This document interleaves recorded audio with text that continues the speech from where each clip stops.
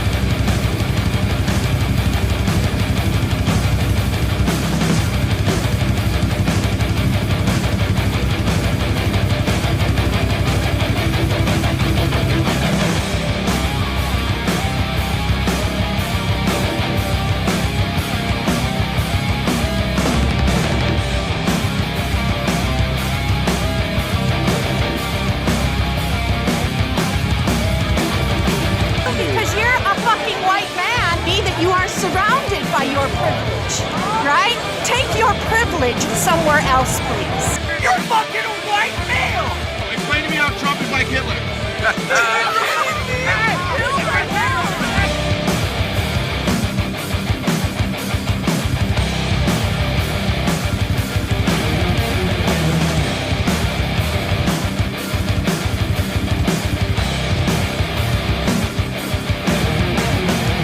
Now, ladies and gentlemen, no evaluation would be complete if we fail to note that the communist blueprint calls also for white retaliation and violence in the black communities.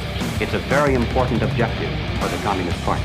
We mustn't kid ourselves into thinking that the communists have placed their agitators only into the black communities. They're working both sides of the street. They want hatred, violence, and bloodshed between the races, and they don't care how they get it or whom they use, even children if necessary.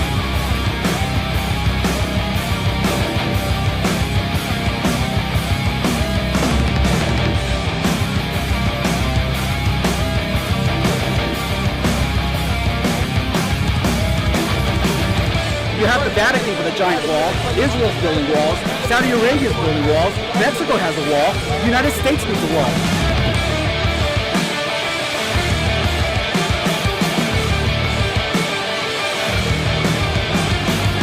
The useful idiots, the leftists who are idealistically believing in the beauty of Soviet socialist or communist or whatever system, all these professors and all these beautiful civil rights defenders, they are instrumental in the process of the subversion only to destabilize the nation. The psychological shock when they will see in future what the beautiful society of equality and social justice means in practice, obviously they will revolt. A person who was demoralized is unable to assess true information. The facts tell nothing to him. He will refuse to believe it until he is going to receive a kick in his fat bottom. When a military boot crashes his balls, then he will understand.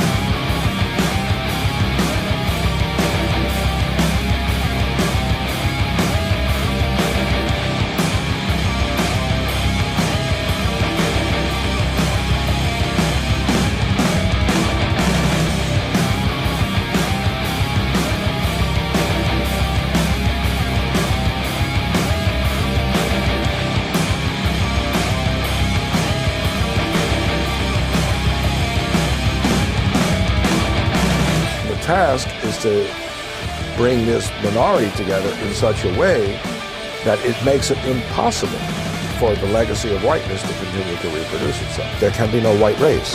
Treason to whiteness is loyalty to humanity. And so until we deconstruct whiteness, and I would argue eradicate, there's no such thing as white people, but there is a thing called whiteness. The problem, as James Baldwin said about white people, is that they think you're white. A world without conflict. And to me, my interpretation of these words is it would be a world for the U.S. without whiteness. What's the point in doing what they do? They're disruptors. They're disruptors. And let me tell you, the reason they're doing it is because there's never been anything like this that's happened before. Because you know what, folks? We're going to take our country back from these people. We're going to take it back. These are bad, bad people. And we're going to take our country back from these people.